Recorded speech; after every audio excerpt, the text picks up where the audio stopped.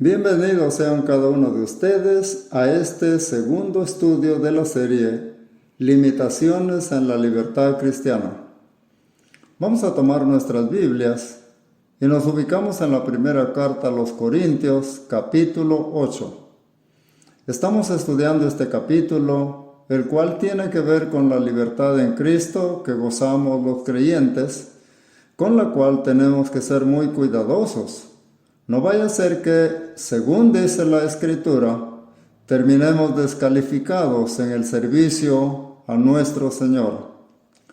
En el estudio anterior vimos que, según la Escritura, hay dos puntos que debemos considerar antes de realizar algo. Número 1, ¿cómo va a afectar a otros lo que haga? Número 2, ¿cómo me va a afectar lo que haga? Eso es lo que enseña el apóstol Pablo en esta carta a los Corintios, capítulos 8, 9 y 10, y trata lo mismo en la carta a los Romanos, capítulo 14.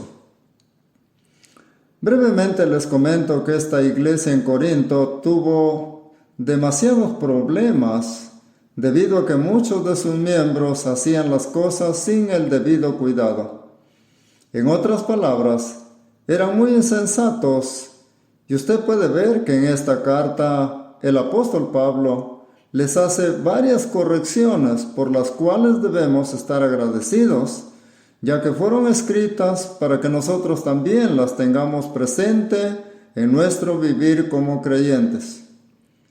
Recuerden que los cristianos somos llamados a ser cuidadosos, diligentes en todo tiempo, tal como lo dice Efesios 5:15. Mirad pues con diligencia cómo andéis, no como necios, sino como sabios. Así que, hermanos, la vida cristiana no es para vivirla descuidadamente. Recordemos lo que también dijo el Señor en el Sermón del Monte, en Mateo 7, versículos 13 y 14. Entrad por la puerta estrecha, porque ancha es la puerta y espacioso el camino que lleva a la perdición, y muchos son los que entran por ella. Porque estrecha es la puerta y angosto el camino que lleva a la vida, y pocos son los que la hallan. En un camino estrecho no hay libertad para andar descuidadamente, a comparación de un camino ancho y espacioso, donde uno puede andar sin tener cuidado alguno. Y así también, como ilustración, es la vida cristiana, la cual no se puede vivir sin estar atentos. Esta iglesia en Corinto era muy descuidada en ese aspecto, por lo cual el Señor tuvo que corregirlos a través del apóstol Pablo. Vamos ahora a dar lectura nuevamente al capítulo 8 para recordar el texto que estamos desarrollando. Recuerde que este pasaje trata principalmente de un caso de idolatría, pero hay también otros problemas, así que le daremos lectura. En cuanto a lo sacrificado a los ídolos, sabemos que todos tenemos conocimiento. El conocimiento envanece, pero el amor edifica. Y si alguno se imagina que sabe algo, aún no sabe nada como debe saberlo. Pero si alguno ama a Dios, es conocido por Él.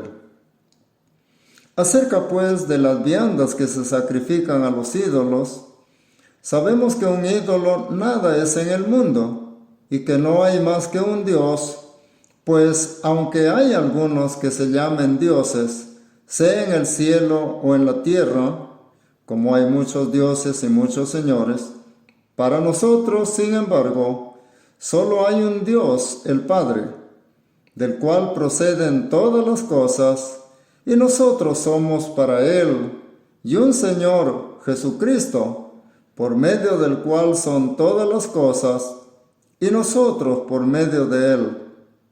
Pero no en todos hay este conocimiento, porque algunos, habituados hasta aquí a los ídolos, comen como sacrificado a ídolos, y su conciencia, siendo débil, se contamina.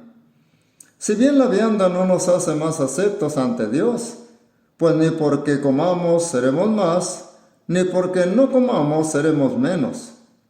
Pero mirad que esta libertad vuestra no venga a ser tropezadero para los débiles. Porque si alguno te ve a ti que tienes conocimiento, sentado a la mesa en un lugar de ídolos, la conciencia de aquel que es débil no será estimulada a comer de lo sacrificado a los ídolos, y por el conocimiento tuyo se perderá el hermano débil por quien Cristo murió. De esta manera, pues, pecando contra los hermanos e hiriendo su débil conciencia, contra Cristo pecáis. Por lo cual, si la comida le es a mi hermano ocasión de caer, no comeré carne jamás, para no poner tropiezo a mi hermano. En el episodio anterior mencioné que los corintios eran muy idólatras. Ellos pertenecían a un pueblo idólatra y tenían dioses para toda necesidad según las ideas y creencias que ellos tenían. Entonces, así como ellos creían en muchos dioses, también creían que había espíritus malos, los cuales trataban de apoderarse de las personas, y para lograrlo se pegaban a sus comidas, tal que, al comer dicha comida, uno era poseído por un espíritu malo. Esa era la creencia que ellos tenían. Y para evitar que eso suceda, y a la vez ganarse el favor de un Dios, ofrecían esa comida como una ofrenda al Dios de su preferencia. Una vez ofrecida la comida, parte quedaba para el Dios y parte para ser comido por uno. En las fiestas idolátricas era costumbre realizar esas ofrendas y se hacía a nivel ciudadano. Veíamos también que en la iglesia en Corinto había un grupo que conocía bastante de la voluntad de Dios, pero que se creía más maduro que los demás. Por eso es que el apóstol Pablo dice en el versículo 1, en cuanto a lo sacrificado a los ídolos, sabemos que todos tenemos conocimiento. Al decir tenemos conocimiento, se refería no solo al apóstol mismo y a sus compañeros de viaje de predicación, sino también a varios corintios a quienes él enseñó cerca de año y medio. Aquellos corintios aprendieron a profundidad varios puntos de la voluntad de Dios por medio del apóstol, quien hablaba bajo la dirección del Espíritu Santo. Pero luego en el versículo 7 dice, pero no en todos hay este conocimiento. Después que él terminó de enseñar ese año y medio en Corinto, él se fue. Pero conforme pasaba el tiempo, se siguieron uniendo más corintios a la iglesia. Pero, ¿quién se quedó enseñando allí? ¿Quiénes se quedaron dirigiendo o pastoreando la iglesia en Corinto? ¿Cómo estaban enseñando? ¿Qué es lo que enseñaban? ¿Eran fieles, retenedores de la palabra tal como les fue enseñada? Eso es lo que tenemos que ver ahora también. La iglesia, ustedes, hermanos, todo creyente debe crecer en el conocimiento doctrinal. Por ejemplo, hermanos, va a llegar un momento en el que yo falleceré y ya no estaré aquí, por lo cual la iglesia que dirijo tendrá que elegir y saber elegir a alguien que los dirija en la enseñanza. Para hacer eso tendrán que conocer lo que la Escritura dice que hagamos en esos casos.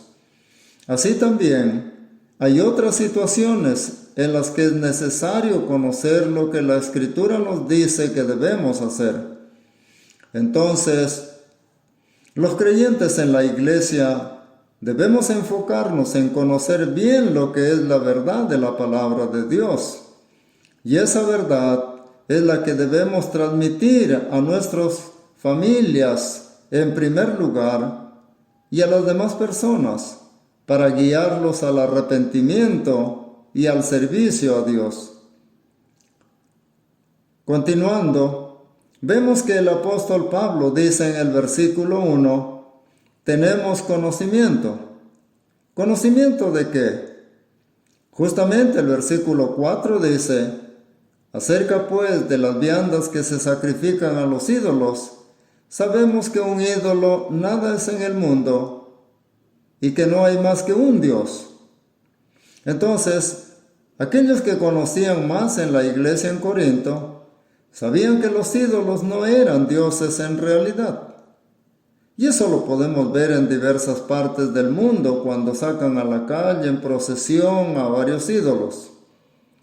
El ídolo no da ni medio paso, sino que lo tienen que llevar cargado. ¿Y por qué razón? Porque es una escultura. Y como dice la misma palabra de Dios en el Salmo 115, versículos 5 al 7, tienen boca, mas no hablan. Tienen ojos, mas no ven. Orejas tienen, mas no oyen. Tienen narices, mas no huelen.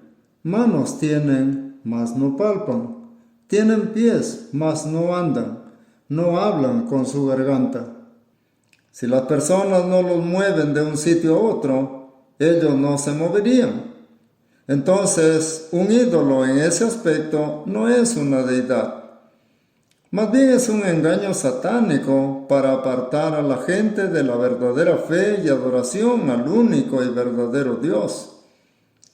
Lamentablemente, el culto a los ídolos se sigue dando y es algo que Satanás sigue usando para tener a la gente cautiva en la ignorancia. Así también es lamentable ver que hay mucha gente que aún vive cautiva de las supersticiones, pensando que si pasan debajo de una escalera les irá mal durante el día, o si un gato negro cruza frente a ellos, les irá mal. Pero sabemos que Cristo nos hizo libres de todo tipo de supersticiones, siempre y cuando sepamos la verdad. El Señor dijo a los que se convertían a Él, como vemos en Juan 8, versículos 31 y 32. Si vosotros permaneciereis en mi palabra, seréis verdaderamente mis discípulos y conoceréis la verdad, y la verdad os hará libres. Así que, hermanos, hay que permanecer, pero ¿de qué forma? Permanecer activos, así como el Señor a través del apóstol Pedro en su segunda carta, en el último versículo dice, antes bien, creced en la gracia y el conocimiento de nuestro Señor y Salvador Jesucristo. A Él sea gloria ahora y hasta el día de la eternidad. Amén. ¿Cómo se logra eso? ¿Cómo se logra crecer en la gracia y el conocimiento de nuestro Señor? El apóstol Pedro lo dijo en su primera carta, en el capítulo 2, versículo 1 y 2. Desechando pues toda malicia, todo engaño, hipocresía, envidias y todas las detracciones, desead como niños recién nacidos la leche espiritual no adulterada, para que por ella crezcáis para salvación. Ese es el enfoque que debe tener un creyente en Cristo genuino y verdadero. En la medida en que uno va conociendo, entonces uno va practicando, y de eso depende la madurez. No depende de conocer únicamente, sino que el conocer va de la mano con la práctica. Vamos nuevamente al versículo 1, y el apóstol Pablo plantea dos cosas sobre las cuales uno tiene que decidir. Número 1, ¿cómo va a afectar a otros? Número 2, ¿y cómo me puede afectar a mí?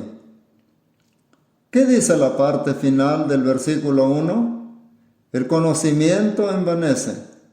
O sea, únicamente si tenemos en cuenta el conocimiento, este puede ser dañino para un creyente, ya que ahora que sabe, que entiende, puede llegar a envanecerse y creer que conoce más que los demás y puede empezar a menospreciar a los demás. Al mismo tiempo, también afecta a otros, ya que, como dice en Romanos 12:3, que no tenga más alto concepto de sí que el que debe tener, sino que piense de sí con cordura, conforme a la medida de fe que Dios repartió a cada uno. Así que cada uno debe examinarse a sí mismo, es lo que nos dice la Escritura. Preguntémonos, ¿cómo estoy frente a la voluntad de Dios? ¿Cómo estoy a la luz de la palabra? ¿Estoy caminando bien? ¿Estoy pensando que soy más de lo que realmente soy? ¿Estoy pensando que lo que el Señor me ha dado es poca cosa? ¿Cómo estoy? El conocimiento envanece, mas el amor edifica. Pero el amor tiene que ir acompañado de conocimiento. El conocimiento no es la base es el amor. El amor es el que debe ir acompañado de conocimiento, para que de esa forma usted pueda ser útil a los propósitos de Dios, como también pueda ser de utilidad para los demás. Por ejemplo, veamos lo que dice el capítulo 12, versículo 31, y leamos hasta el capítulo 13, versículos 1 al 3. Procurad pues los dones mejores, mas yo os muestro un camino aún más excelente. ¿Cuál es ese camino más excelente que el conocimiento y todo lo demás? Bueno, para ello sigamos con la lectura y veamos lo que dice el apóstol Pablo, capítulo 13, del 1 al 3. Si yo hablase lenguas humanas y angélicas y no tengo amor, vengo a ser como metal que resuena o címbalo que retiñe. Y si tuviese profecía y entendiese todos los misterios y toda ciencia, y si tuviese toda la fe de tal manera que trasladase los montes, y no tengo amor, nada soy. Y si repartiese todos mis bienes para dar de comer a los pobres, y si entregase mi cuerpo para ser quemado, y no tengo amor, de nada me sirve. En ese punto tengamos mucho cuidado, hermanos. Hay muchos creyentes que confunden el amor de Dios, el amor bíblico, con alguna emoción exagerada. Miren, en el mundo se está dando una corriente de pensamiento que está prevaleciendo últimamente. Esta corriente dice que todos somos hermanos, no importa lo que crean unos o lo que crean otros. Dicen que más importante que la doctrina y que el conocimiento de la voluntad de Dios es lo que ellos llaman amor.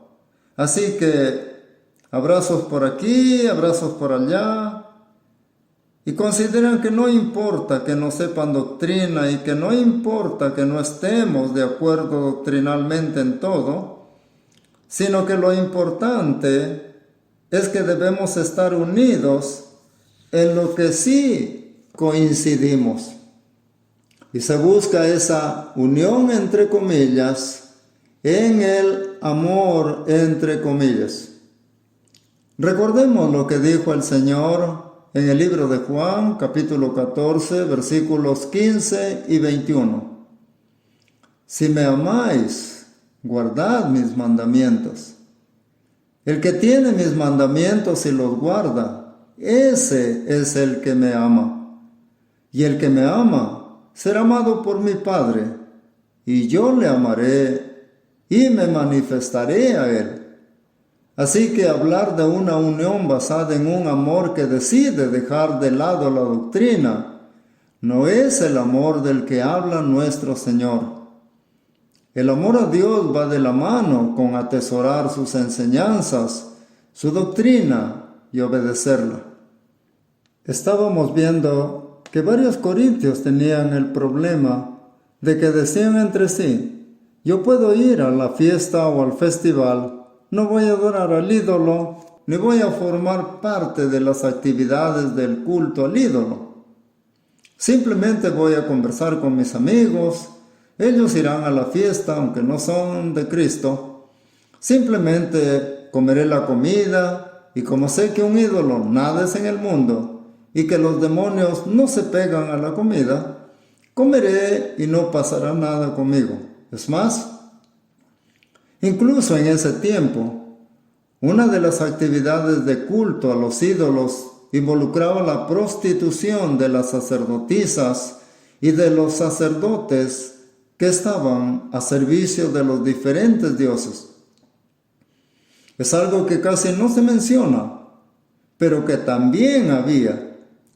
En el festival no solamente había abundante comida y bebida, sino que también los hombres y mujeres podían tener relaciones sexuales con las sacerdotisas o sacerdotes, tratando de encontrar un éxtasis que los acercase a alguno de los dioses de ellos.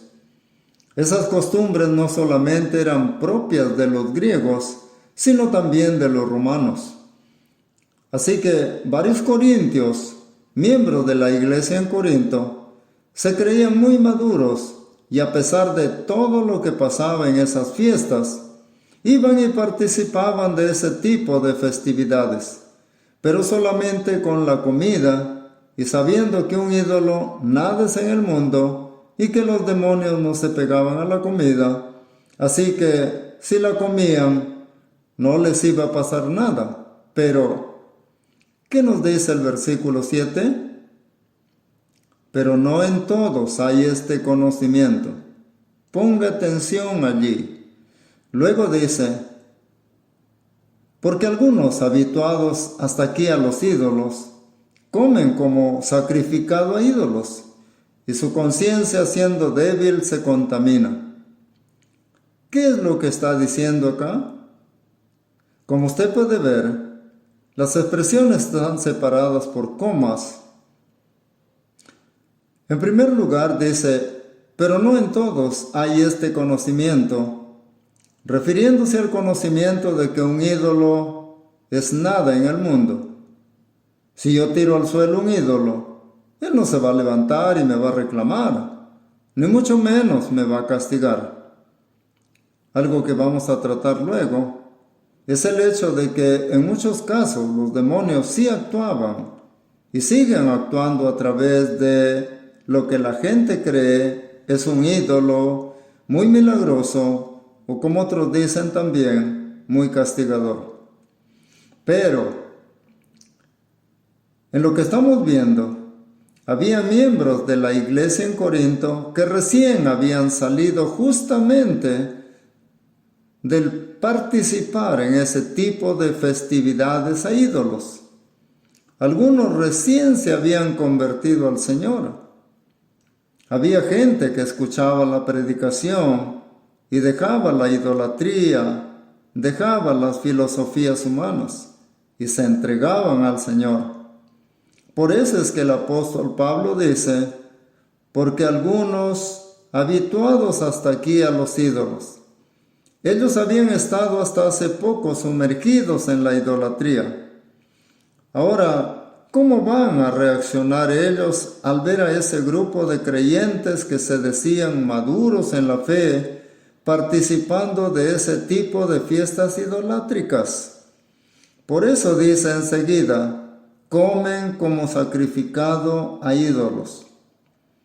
Es bueno mencionar que como esas fiestas se sacrificaban muchos animales, había muchísima comida. Tanta era la comida que sobraba mucha carne, la cual, para que no se pierda, solían venderla en los mercados a un precio muy bajo. Todos los corintios sabían de eso. Así que los que recién se convertían al Señor sabían de todo ese procedimiento y evitaban comer ese tipo de carne, porque decían entre sí, si como de esa carne, me voy a sentir contaminado. Desprenderse de toda superstición toma su tiempo. Entonces, ¿Qué dice el versículo al final? Y su conciencia, siendo débil, se contamina. Ahora, pensemos en cuán perjudicial podía ser para esos nuevos creyentes ver a creyentes que ya tenían muchos años en la fe y que supuestamente eran muy maduros en la fe, asistiendo a esas fiestas paganas y comiendo platos que habían sido ofrecidos a ídolos. Miremos lo que dice el versículo 10. Porque si alguno te ve a ti, que tienes conocimiento, sentado a la mesa en un lugar de ídolos, la conciencia de aquel que es débil no será estimulada a comer de lo sacrificado a los ídolos. Lamentablemente, muchos de los que se creían maduros en la fe asistían a aquellas fiestas idolátricas y al hacer eso ponían en riesgo a los que recién se habían convertido al Señor y cuya conciencia era débil. Si retrocedemos al versículo 12 nos dice, y si alguno se imagina que sabe algo, aún no sabe cómo debe saberlo. Así que, si usted cree que sabe algo, tenga en mente que quizá aún no lo sabe como debe saberlo. Y aquellos corintios que se creían maduros en la fe y que pensaban conocer bien las cosas de Dios, vemos que por sus actitudes al asistir a esas fiestas, no sabían las cosas en realidad como debían saberlas. Así que, hermanos, por esa razón el apóstol Pablo era muy cuidadoso con lo que hacía y con lo que decía, con la finalidad de salvar y de edificar a otros en la fe. Ese debe ser el estándar para los creyentes. Como pueden ver, la vida cristiana no es cualquier cosa. La vida cristiana no se puede tomar a la ligera. La vida en el Señor es para vivirla en el Señor. Si ya tenemos vida por el Espíritu Santo, entonces también andemos bajo la dirección del Espíritu Santo. El sometimiento es rendición, es entrega total e incondicional. Ahí tenemos que apuntar, pero ese grupo de corintios que se creían maduros en la fe, no estaban apuntando ahí. Así que, hermanos, nosotros procuremos tener mucho cuidado con nuestra conducta, la cual no se puede tomar a la ligera. Para ir culminando, ¿cómo va a afectar a otros lo que uno haga? Veamos lo que dice el versículo 11 y 12. Y por el conocimiento tuyo, se perderá el hermano débil por quien Cristo murió. De esta manera, pues, pecando contra los hermanos e hiriendo su débil conciencia, contra Cristo pecáis. Ese es el punto. En vez de edificar a los hermanos, en vez de ser maduros en la fe y buscar su desarrollo, su mejora, ¿qué es lo que hacemos cuando nos creemos más de lo que realmente somos? Le hacemos daño a los demás. Y por eso es que anteriormente Pablo había dicho sobre los corintios que recién se habían convertido y eran aún débiles en la fe, ¿no será estimulado a comer de los sacrificios a los ídolos? Entonces uno se preguntaría, ¿cómo es posible que ese hermano, conociendo tanto de la voluntad del Señor, esté participando de ese tipo de fiestas paganas? Finalmente, el apóstol Pablo no solamente los corrige, sino que también dice, por lo cual, si la comida le es a mi hermano ocasión de caer, no comeré carne jamás, para no poner tropiezo a mi hermano. Entonces, ¿Qué es lo que deberíamos hacer?